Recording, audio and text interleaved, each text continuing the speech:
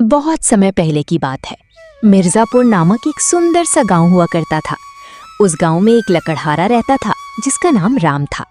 राम बहुत ही ईमानदार और मेहनती था। वो हमेशा अपने काम से खुश रहता था। उसके पास ज्यादा पैसे नहीं थे, लेकिन वो अपनी जिंदगी से संतुष्ट था। राम के परिवार में उसकी पत्नी और उसके 2 बच्चे थे।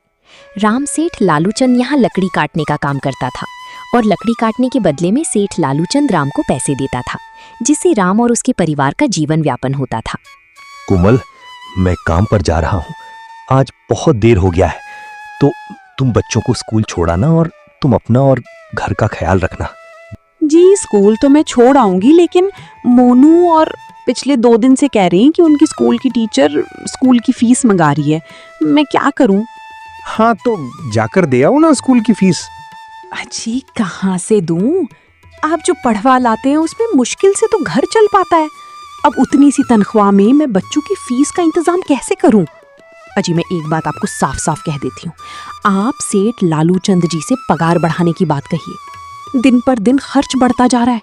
बाजार में अगर सब्जी लेने निकलो तो सब्जियों के दाम आसमान छू रहे हैं। और बच्चों की पढ़ाई का खर्चा, घर का खर्चा, अब इतनी कम तनख्वाह में कैसे गुजारा होगा? ठीक है, मैं आज ही सेठ जी से थोड़ा पगार बढ़ाने की बात करता हूँ। हाँ, तुम बात तो सही बोल रही हो। बच्चों का फिश बढ़ गया है और घर का खर्चा भी बढ़ गया है। इतना कहकर राम काम पर चला जाता है।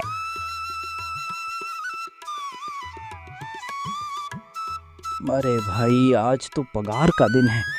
देखो, अब ये सेठ लालचंद कोई ना कोई लोचा जरूर करेगा। हमेशा कोई ना कोई बहाना बनाकर पगार कम कर देता है। और अगली बार तो मेरी आधी पगार काट ली थी, ये कहकर कि जो मैंने लालूचंद जी से 1000 रुपये उधार लिए थे उसका ब्याज बढ़कर 1500 हो गया है, इसलिए मैं तुम्हारी पगार में से 1000 काट रहा हूँ। हाँ भाई, मेरे भी अगली बार सेठ लालूचंद ने पगार काट लिए थे। मैंने बस 2 छुट्टी ली थी जब मेरी बिटिया बहुत बीमार थी, और इस लालूचंद ने इस बात का फायदा उठाकर मेरी पूरी आधी पगार काट ली। हे भगवान, बस सेठ जी इस बार मेरी पूरी पगार दे दे। बच्चों के स्कूल की फीस भी भरनी है। ऐसे सभी लकड़हारे अपने काम पर लग जाते हैं।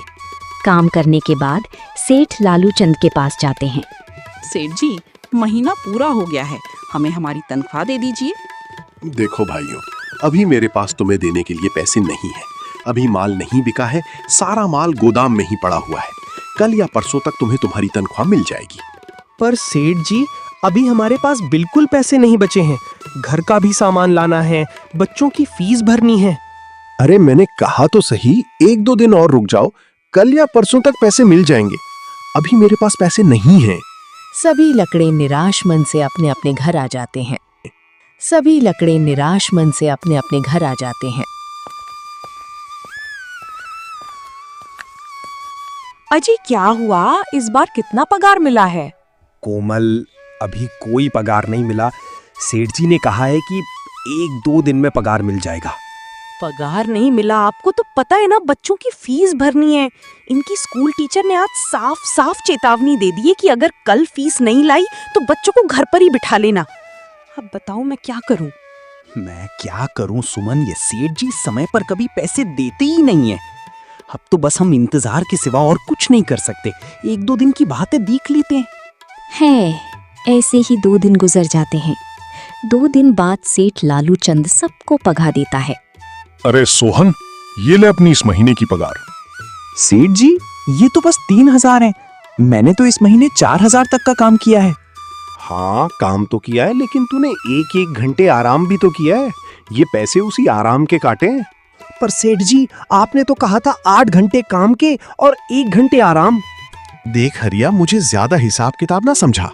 ये 2000 रख अगर चाहिए तो, और अगर नहीं चाहिए तो कहीं और काम ढूंढ ले। बेचारे सोहन के पास उन पैसों को लेने के सिवाय और कोई रास्ता नहीं था। सोहन चुपचाप वो पैसे रख लेता है। राम, ये लो तुम्हारे 1500 रुपए। पर सेठ जी, 1500 क्यों? मेरे तो पूरे 3000 बनते हैं ना। मैंने तो कोई छुट्टी भी नहीं की और ना ही कोई आराम। मैंने तो अपना सारा काम समय पर किया। हाँ, समय पर तो किया है, पर इस समय बाजार में लकड़ियों का दाम काफी सस्ता हो गया है। इस वजह से अभी तुम्हें भी पगार कम ही मिलेगी जब तक लकड़ियों का दाम नहीं बढ़ता। पर सेठ जी, बात तो 3000 की हुई थी ना। अब 1500 में मैं कैसे घर चलाऊंगा? बच्चों की स्कूल की फीस भी भरनी है सेठ जी। इस बार आप पूरे पैसे दे दीजिए। 1500 ही मिलेंगे तुझे। यहाँ काम करना है तो कर, वरना कहीं और काम ढूंढ ले। बेचारे राम के पास उन पैसे को लेने के सिवाय और कोई रास्ता नहीं था। अरे भाई, ये सेठ लालू चंद एक नंबर का बेईमान इंसान है। सारे पैसे अपनी जेब में भर लेता है और बहाने बनाता है कि लकड़ियों के दाम सस्ते हो गए हैं। देख लेना, हम गरीबों की किसी ना किसी दिन इसे जरूर हाय लगेगी। नहीं सोहन, ऐसे नहीं कहते। वो हमारे अन्नदाता हैं। आखिर उन्हीं की वजह से तो हमारा घर चल रहा है। अरे काय का अन्नदाता, काम के पूरे पैसे तो देता नहीं है। पूरे महीने मेहनत करके भी क्या मिलते हैं? बस ये 1500। इसमें घर खर्च कैसे चलाएं? ऐसे तो हम कभी तरक्की नहीं कर पाएंगे। और हम कर भी क्या सकते हैं सोहन?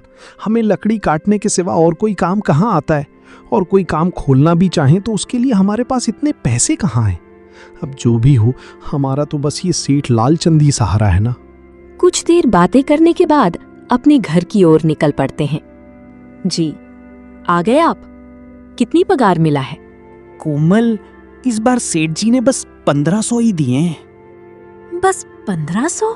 इतने में कैसे घर चलाएंगे? बच्चों की फीस में ही 500 निकल जाएंगे, फिर 1000 में क्या क्या करेंगे? अब मैं क्या कहूँ कोमल, अब तुम्हें इसी में ही गुजारा करना होगा। तुम सबसे पहले बच्चों की फीस भर देना, इसके बाद बाकी का मैं देखता हूँ। जी, आप क्या देख लोगे? सेठ जी से पूरे पैसे तो मांगे नहीं गए आपसे। नहीं कोमल, मैंने सेठ जी से पैसों के लिए कहा था, पर सेठ जी ने साफ इनकार कर दिया और कहा ये लेना है तो लो, वरना कहीं और काम ढूंढ सकते हो। मैं सोच रहा हूं कि लकड़ी काटने के बाद में कहीं और भी काम ढूंढ लूं। सेठ जी के यहां से काम करने के बाद मैं दूसरी जगह पर काम किया करूंगा। इससे कुछ ज्यादा आमदनी हो जाएगी। आज ही मैं सेठ जी के यहां पर काम करने के बाद और भी जगह काम ढूंढने जाऊंगा। इतना कहकर राम काम पर निकल जाता है और जैसा कि राम ने कहा था, वो लालू चंद के यहाँ काम करने के बाद काम की तलाश में निकल जाता है। राम पूरे गांव में काम ढूंढता है, दुकानों दुकानों पर जाकर लोगों से काम मांगता है, मगर हर जगह राम को केवल निराशा ही हाथ लगती है। अंत में थक हार कर राम वापस जाने लगता है। तभी वो देखता है कि अचानक बहुत सारी भैंसों का झुंड उसकी तरफ दौड़े आ रहा है। ये देखकर राम बहुत डर जाता है। वो इधर उधर देखता है